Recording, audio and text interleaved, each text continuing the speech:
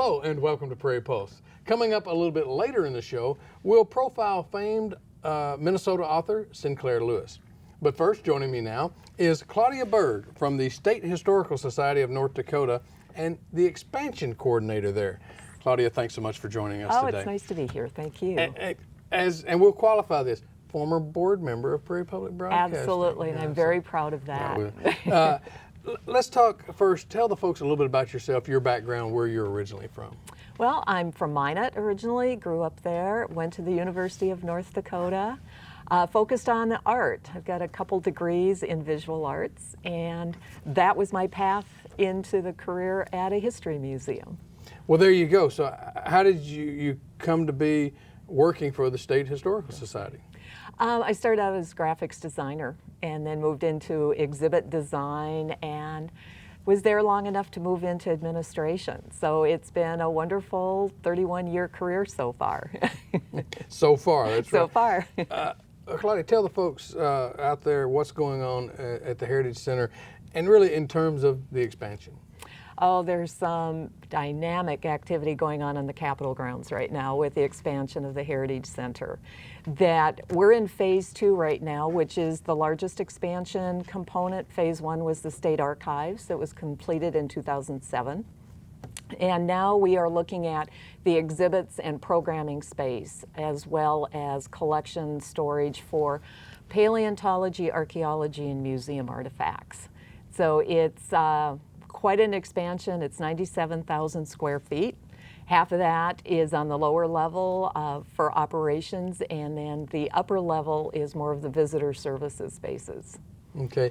Now, phase 1, phase 2. Is there a phase 3? No. Okay. Well, yeah, We're done at phase 2 for a while. What is the timetable to be completed? Of course, you've got plans, I guess, for a grand opening, and Yes. tell us about all that. Okay. Well, we broke ground in the fall of 2010 and went out to bid, and it was a great time to bid. We're getting a lot for our project. And then construction started in March of 2011. And we will have our front doors open in early 2014. And the big grand opening is November 2nd, 2014, which has always been our benchmark date for the completion. And that is the 125th anniversary of statehood. So we're really big on finding anniversaries or events to hook onto. So it's the state's 125th will be our grand opening. And it's also a statewide celebration. So the opening of the Heritage Center will be part of that celebration. Oh, great, and to tie it in with that birthday, yeah, Yes. It's wonderful.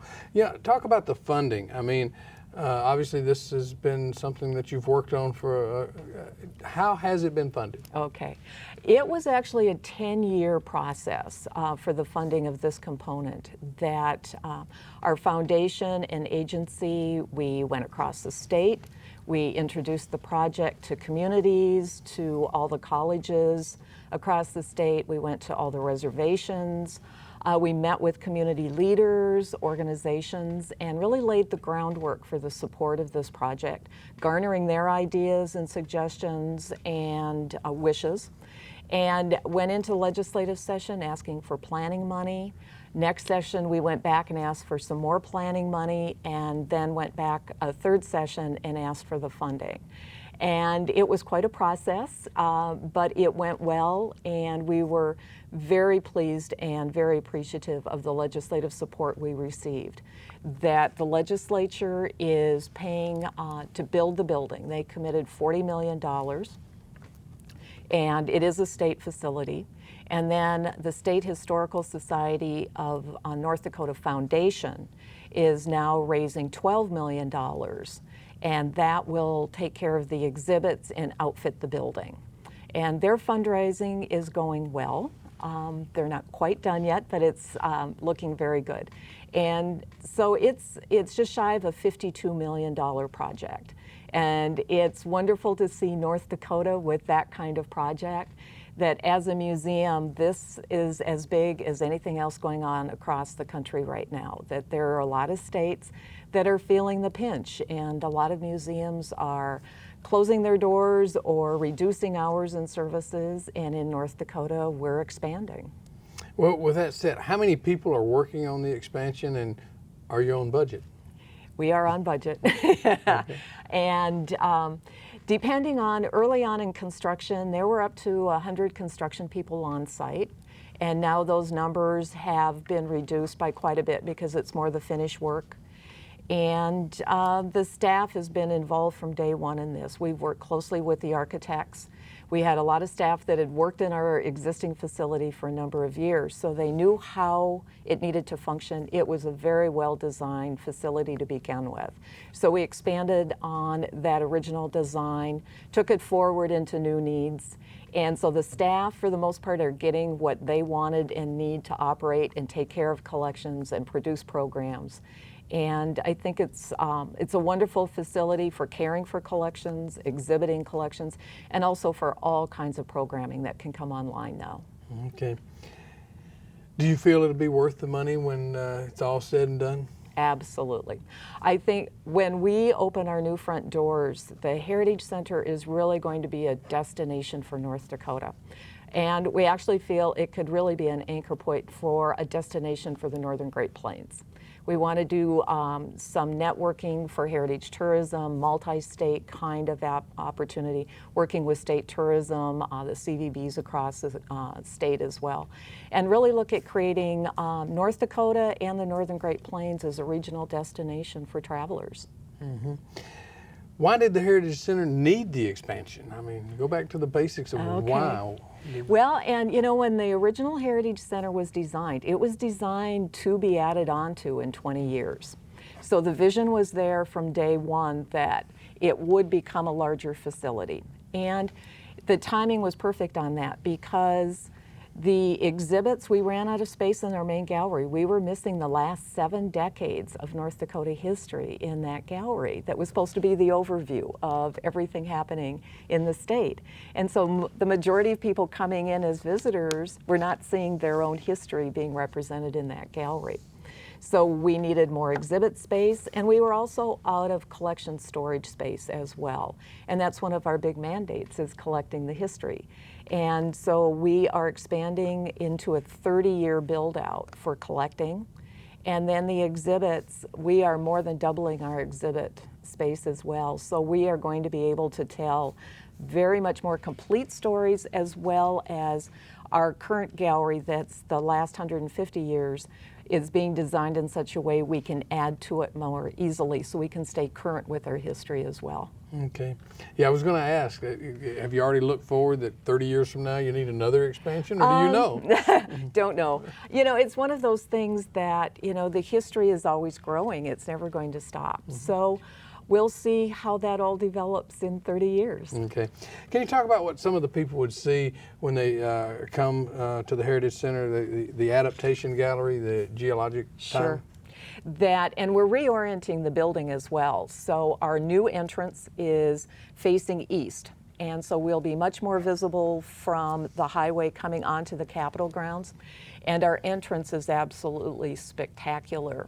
It's the Northern Lights atrium. It's a large glass box.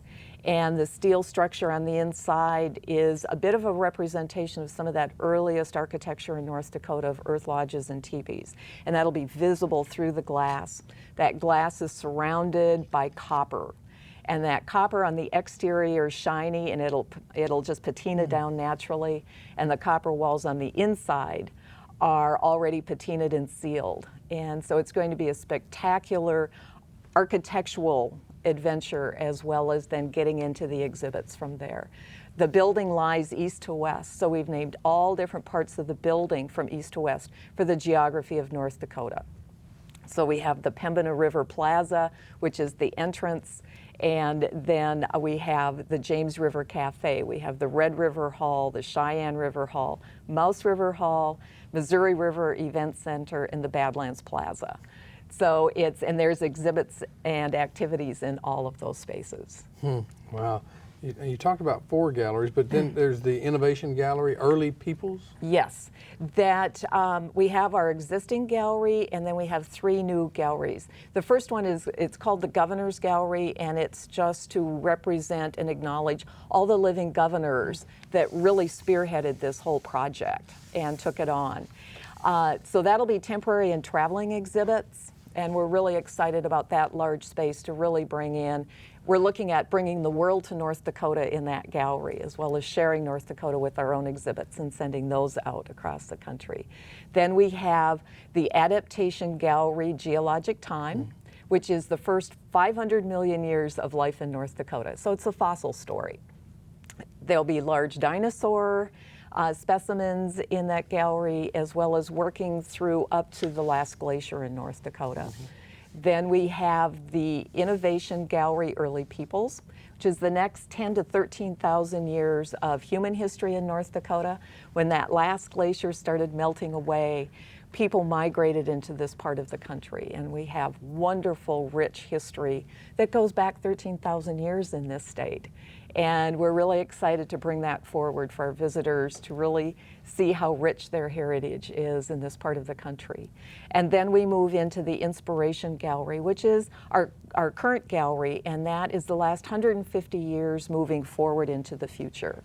So it covers a lot. It's the overview of North Dakota history. And then from there, we really want to send our visitors out through our Hub of History, which are interactive kiosks. So you can see where you can visit across the state, get out on those main streets, visit other museums, events, and that sort of thing, and see where history really happened. So we really want to be that destination, but then send people out across the state to really see the landscape, meet North Dakotans, see what else we have to offer. Well, I can tell you're passionate about the subject. Do you feel the folks in North Dakota and the region here know enough about the history of the state and even before it became a state? It's one of those things that when it's in your own backyard, it might not be quite as interesting or as important as something somewhere else. So we're really focusing on this facility to really inspire people who live in North Dakota and who come and visit North Dakota. And that's why we've used those adaptation, innovation, inspiration lines for those gallery names, that we really want to bring forward those examples so people who live here can really see how interesting and important and inspiring the history has been in this state. Okay. What kind of outreach programs does the Historical Society do for young people about the state's history? Yes. We have sand trunk suitcase exhibits for North Dakota that go out to our classrooms. They're all hands-on objects. They are deeply embedded with teacher curriculum, so they can go into the classroom and teachers can use them. And we also have TIES, traveling interpretive exhibits, that can go out to our counties and locals. And we've been working for the last several years on North Dakota Studies curriculum. That fourth grade is done, high school is done, we're currently working on 8th grade. So all of our exhibits as well are deeply embedded with curriculum, so teachers can come in and use those exhibits, use the museum as a classroom. And we're excited about those opportunities. We have learning labs in all the galleries with hands-on classroom types of focuses, the programming across the state at our historic sites, as well as at the Heritage Center. We have an extensive website for all kinds of research purposes, as well as teacher resources, family resources for working with your kids and that sort of thing too. And we're always working to improve that website. I know a lot of schools have field trips to the Capitol. Fourth grade comes to mind. Yeah. But do they also visit the State Historical Society quite a bit? Yes, we have lots and lots of kids, especially in May, the end of the school year. There are hundreds and hundreds of kids that come in, and they're excited, and we have special programs throughout the year for kids in the Bismarck-Mandan area, as well as those traveling in, and trying to make those statewide as well. So people who live in Fargo and Moorhead or Grand Forks or Carrington can also take advantage of those resources we have in Bismarck. So how many visitors do you have each year on average? I mean, you got to have some numbers. Yes, we average about 100,000 people coming in our door. And then with our visitation to our historic sites, that we have 55 state historic sites. Many of those are marker sites. 10 of those have museums on them. So between the Heritage Center, those 10 outlying museums, and then we also include visits to our website because there is a lot of information and experiences there. It's about 250,000 a year. Okay. With that said, can you talk about some of the sites around the state? I guess the forts, some of those are considered that people might see that are affiliated with the Historical Society? And what part of the expansion of the Heritage Center, that there was a list set up by a commission to study the Historical Society when this expansion idea first came to be. And it was really to develop heritage tourism across North Dakota. So there have been new interpretive centers set up basically in the four corners at the Pembina State Museum up in the northeast corner, the Missouri Yellowstone Confluence Center in Fort Buford over by Williston, the Chateau de Moors new interpretive center in Medora. Fort Abercrombie has a new interpretive center as well, and then the Heritage Center, which is somewhat centrally located. But one of the newer sites is the Coopertown, the Minuteman Missile Site, which has a lot of visitation, a lot of interest. It's that contemporary history. You can go down into a missile site, so it's a pretty interesting, kind of the older frontier military sites that we have. But the missile site's also kind of a frontier military site. It's just the frontier is outer space. And so there's some nice continuity with those sites as well. And we're doing more and more interpretation at some of the Native American sites, the Earth Lodge villages. A lot of those are along the Missouri River that are the only ones that kind of still exist, because with the Oahe and Sakakawea, the water inundated an awful lot of that historic land. And so those village sites that still exist are really important to maintain and interpret and make available to our public. With that said, I mean, you've talked about this, but why is history so important? Well, I think it has lots of kind of tentacles that it's always nice to know where you came from, but for me, it's kind of learning those lessons, seeing where we've been, but where can we take that? It's that ingenuity that, those early people in this state had, the Native Americans, and the customs, the objects, the architecture is, there were trade networks internationally hundreds of years ago. And so to get that across that, we aren't always just creating something new, that it's hooked on to hundreds of years of history. And how we can take that into the future, that there's a lot of great things happening in the state, and seeing how they've evolved from earlier times is always kind of interesting, especially for kids, to recognize that a computer isn't just a brand new idea. There's been communication for thousands of years. Is it nerve-wracking overseeing a project with this magnitude? No, it's exciting. It's a once-in-a-lifetime kind of opportunity, I think. Mm-hmm.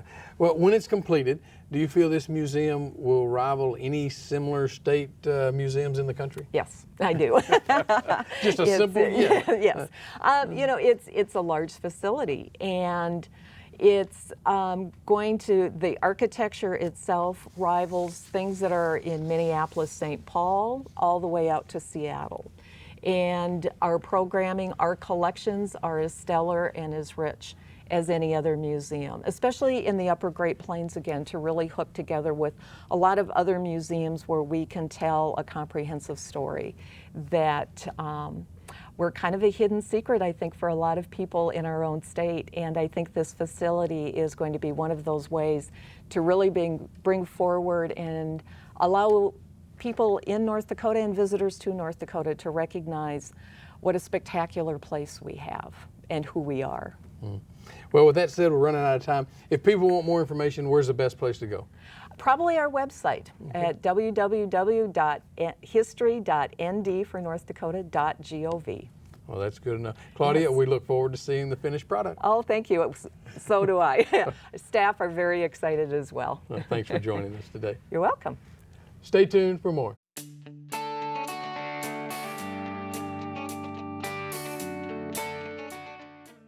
The rolling plains of Sauk Centre, Minnesota became the launching pad of the most popular American writer of the Jazz Age, Sinclair Lewis.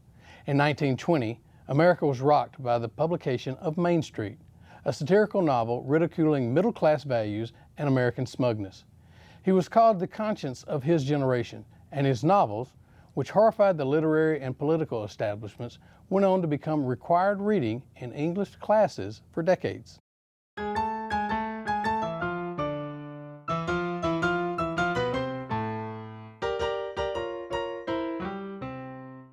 Sinclair Lewis was the first American to receive the Nobel Prize. Some people feel because Europe disliked America, and here was a guy who was making fun of America. What's the matter? You wanted for murder? Worse than that. Worse than murder? It's a woman. What? He is the most noted Minnesota writer, certainly one of the most noted American writers, the first Nobel Prize winner, and for a while probably the most popular writer in this country in the early part of the 20th century anyway. He's essentially a storyteller, and a very good storyteller. In the early part of the 20th century, everyone knew who Sinclair Lewis was because he wrote so eloquently about what was going on in American society at the time. The rising middle class, American culture, all of the foibles. He was truly, I think, a visionary. All right then. I always say business is business. That's the American way. Now, you boys. Oh, he had his finger on the pulse of the culture. He knew everything that was going on, mostly to satirize it, but also to people liked reading about what was going on, and Lewis certainly knew what was going on in this country. When I told my pals I was coming to Jesus, they laughed. Well, my favorite book is Elmer Gantry, and I just love the book. Maybe it's because of the movie with Burt Lancaster. I'm going to give you all the hell in the Bible, and if you don't like it, you better fix it up with the Lord, because the Lord put it there. For me, it was the historical reference, the impact of the evangelists of the time, like Aimee Semple McPherson. Who is this Elmer Gantry? And the fact that he looked at that movement and found the human side to it. The fact that these religious reformers, like years later the televangelists, had feet of clay. In 1917, Mr. Gantry was expelled from a theological seminary in Kansas for seducing the deacon's daughter in the church where he had that day delivered a Christmas sermon. Babbitt, the same thing. And when the city buys a property, they got to buy it from us. Well, that doesn't sound exactly honest. I don't see why women can't understand the simplest business deal. Babbitt, which I take as truly a visionary work. Lewis looking at what was happening to American culture because of the automobile. Your wife wouldn't grudge me our friendship. Well, that would be too mean. Well, women are funny that way. Sometimes. What effect cars would have, what effect mass culture would have on this country.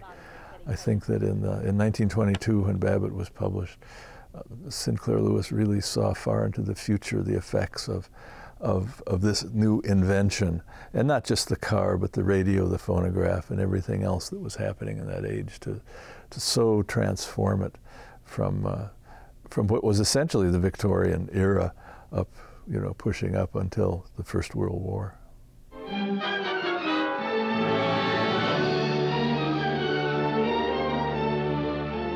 Certainly the book that all Minnesota school children read for many years was Main Street, and it remains his most famous and well-known book. And that was an attack on the provincialism of small-town America, especially small-town Minnesota. Then you think as they do. Oh, no, darling, don't get me wrong. See, they're rather a conservative crowd. They're swell people, but just don't ever give them a chance to criticize you. Sauk Centre, his hometown where he grew up, which he called in his writing Gopher Prairie. The narrow-mindedness of the people, the total boredom of living in a place like that, the way that all culture seemed reduced to the lowest possible common denominator. All those things were certainly present in that book. Well, I guess it's you they resent. For what reason? Say, plenty of them. In the first place, you grabbed off the best bachelor in town. The second place, you're a stranger, and they were just waiting for something to crack down on. And did you lead with your chin? Sinclair Lewis was, for a while, one of the best-known writers in this country and one of the most popular. His satire, especially, was what gave him stature. Don't you believe in goodness and decency? Holding people together? No. No, I only believe in love. I think a great deal of what he wrote about was tied to the 20s and 30s. This thing just about scares me to death. Every time this toaster jumps, I gets me a new gray hair. I never can understand these newfangled gadgets. When I had to teach Main Street, it was one of the hardest things I ever had to do as a teacher, because the students were almost in open rebellion, because they just did not like the book because of all of the getting bogged down in all of this material from the 20s that they didn't understand. Lewis has really tended to fall out of the canon. He's no longer there with Fitzgerald and Hemingway and Faulkner. And my thought of that is simply because he was just too limited to the 20s. A great writer of the 20s, but still unable to transcend it in important ways. Well, that's all we have on Prairie Pulse for this week. And as always, thanks for watching.